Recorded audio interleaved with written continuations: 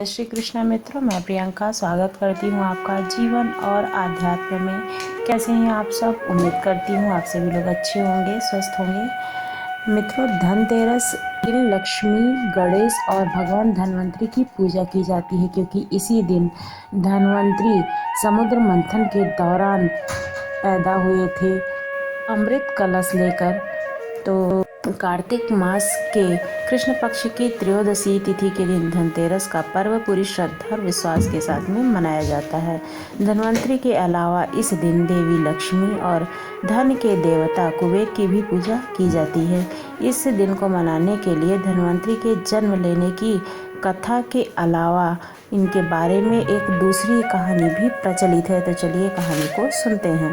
एक बार यमराज ने अपने यमदूतों से प्रश्न किया, क्या कभी प्राणियों के प्राण लेते समय तुम्हें किसी पर दया आती है? यमदूतों ने सोचकर कहा, नहीं महाराज, उस वक्त तो हम आपकी आज्ञा का पालन कर रहे होते, हमें किसी पर दया नहीं आती है।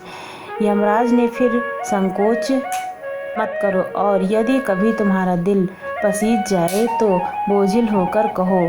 तब यमदूतों ने कहा, सब कुछ एक घटना ऐसी है जिसे देखकर हमारा हृदय पसीज गया था। एक दिन हंस नाम का एक राजा शिकार पर गया। जंगल में वह अपने साथियों से बिछड़ गया और भटकते भटकते दूसरे राजा की सीमा में चला गया। वहाँ एक शासक हेमा था। उसने राजा हंस का बहुत आदर सत्कार किया। उसी दिन राजा हेमा की रानी ने एक पुत्र को जन्म दिया। ज्योतिषियों ने नक्षत्र गणना करके बताया कि यह बालक विवाह के 4 दिन बाद ही मृत्यु को प्राप्त हो जाएगा। राजा हंस ने आज्ञा दी कि इस बालक को यमुना के तट पर एक गुहा में ब्रह्मचारी के रूप में रखा जाए, यानी कि एक गुफा में ब्रह्मचर्य का पालन करते हुए उसे रखा जाए। उस तक स्त्रियों की परछाई भी ना पहुंचाई जाए। किंतु विधि का विधान कुछ और ही था। संयोग से राजा हंस की पुत्री यमुना के तट पर चली गई और वहां जाकर उसने उस ब्रह्मचारी के साथ गंधर्व विवाह कर लिया। विवाह के चौथे दिन उस राजकुमार की मृत्यु हो गई। उस नवविवाहिता का करुण विलाप सुनकर हमारा हृदय कांप गया कि ऐसी सुंदर जोड़ी हमने कभी नहीं देखी थी। वे कामदेव तथा रति से कम नहीं थे। इस युवक के प्राण लेते समय हमारे आंसू भी नहीं रुक रहे थे। सारी बातें सुनकर यमराज ने द्रवित होकर कहा, करें, विधि के विधान की मर्यादा हेतु हमें ऐसा अप्रिय कार्य करना ही पड़ता है।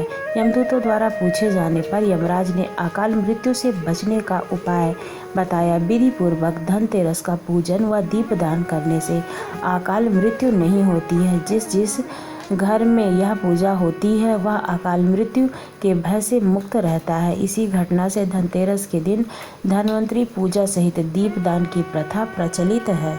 से यम का दिया निकाला जाता है, जैसे कि किसी की अकाल मृत्यु न हो। इसके अलावा एक दूसरी कथा भी है जो भगवान विष्णु और माता लक्ष्मी की कथा है। कहा जाता है कि एक समय भगवान विष्णु मृत्यु लोक में विचरण करने के लिए जा रहे थे। तब लक्ष्मी जी ने भी उनके साथ चलने का आग्रह किया।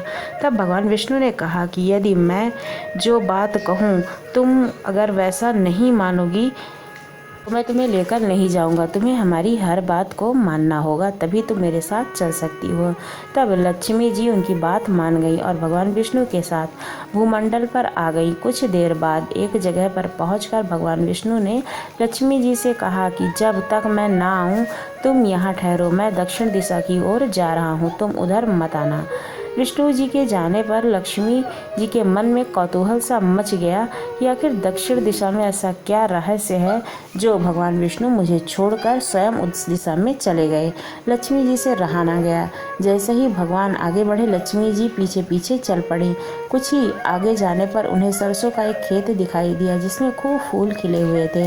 सरसों की शोभा देखकर वह मंत्रमुग्ध हो गई और फूल तोड़कर अपना श्रृंगार करने के बाद आगे बढ़ी। आगे जाने पर एक गन्ने के खेत से लक्ष्मी जी गन्ना तोड़कर चूसने लगी। एक क्षण भगवान विष्णु वहां आ गए और देखा कि लक्ष्मी जी पर नाराज होकर उन्हें श्राप दे दिया कि मैंने तुम्हें इधर आने को मना किया था, पर तुम ना मानी और किसान की चोरी का अपराध कर बैठी। अब तुम इस अपराध के जुर्म में इस किसान की 12 वर्षों तक सेवा करोगी। ऐसा कहकर भगवान उन्हें छोड़कर क्षीर सागर वापस चले गए। तब लक्ष्मी जी उस गरीब किसान के घर रहने लगी। एक दिन लक्ष्मी जी ने उस किसान की पत्नी से कहा कि तुम स्नान कर पहले मेरी बनाई गई इस देवी लक्ष्मी का पूजन करो, फिर रसोई बनाना, तब जो मांगोगी मिल जाएगा। किसान की पत्नी ने ऐसा ही किया। पूजा के प्रभाव और लक्ष्मी जी की कृपा से किसान का घर दूसरे ही दिन से अन्न धन रत्न स्वर्ण आदि से भर गया। लक्ष्मी जी ने किसान को धन्य धान्य से पूर्ण कर दिया। किसान के 12 वर्ष बड़े आनंद से कट गए। फिर 12 वर्ष के बाद लक्ष्मी जी जाने के लिए तैयार हुई। विष्णु जी लक्ष्मी जी को लेने आए तो किसान ने उन्हें भेजने से इनकार कर दिया। तब भगवान ने किसान से कहा कि इन्हें कौन जाने देता है, यह तो चंचला हैं, कहीं नहीं ठहरती हैं, इनको बड़े बड़े नहीं रोक सकते हैं। इनको मेरा श्राप था कि 12 वर्ष तक तुम्हारी यह सेवा करेंगी। तुम्हारी 12 वर्ष की सेवा का जो समय था वो पूरा हो चुका है। किसान पूर्व बोला कि नहीं, मैं लक्ष्मी जी को अब नहीं जाने दूंगा। तब लक्ष्मी जी ने कहा कि हे किसान, तुम मुझे रोकना चाहते हो तो जो मैं कहूँ वैसा ही करना। कल तेरस है, तुम कल घर को लीप पोत कर स्वच्छ करना, रात्रि में घी का दीपक जलाकर रखना और सायंकाल मेरी पूजा करना और एक तांबे के कलश में रुपया भरकर मेरे लिए रखना। मैं उस कलश में निवास करूंगी, किंतु पूजा के समय मैं तुम्हें दिखाई नहीं दूंगी। इस एक दिन की पूजा से वर्ष भर तुम्हारे घर में नहीं ही जाऊंगी, यानी कि वर्ष भर तुम्हारे घर में ही रहूंगी। यह कहकर वह दीपकों के प्रकाश के साथ दशों दिशाओं में फैल गई। अगले दिन किसान ने लक्ष्मी जी के कथनानुसार वैसा ही पूजन किया। उसका घर धन्य धान्य से परिपूर्ण हो गया। इसी वजह से हर वर्ष तेरस के दिन माता लक्ष्मी की पूजा की जाती है। दूसरी कथा धन्वंतरी जी की है कि धनतेरस के दिन धन्वंतरी जी की पूजा क्यों की जाती है। हमारे शास्त्रों के अनुसार तेरस के दिन ही भगवान धन्वंतरी हाथों में स्वर्ण कलश लेकर समुद्र मंथन से उत्पन्न हुए थे। धन्वंतरी ने कलश भरे हुए अमृत देवताओं को अमर बना दिया था। धन्वंतरी के उत्पन्न होने के 2 दिनों बाद देवी लक्ष्मी प्रकट हुई। इसलिए दीपावली के 2 दिन पहले धनतेरस का त्यौहार मनाया जाता है और शास्त्रों के अनुसार भगवान धन्वंतरी देवताओं के वैद्य हैं। उनकी भक्ति और पूजा से आरोग्य सुख यानी स्वास्थ्य लाभ होता है। मान्यता है कि भगवान धन्वंतरी विष्णु के अंशा अवतार हैं। संसार में चिकित्सा विज्ञान के विस्तार और प्रकाश के लिए ही भगवान विष्णु ने धन्वंतरी का अवतार लिया था। तेरस के दिन से जुड़ी एक और कथा है जो कि भगवान विष्णु के वामना अवतार की कथा है। तो चलिए सुनते हैं।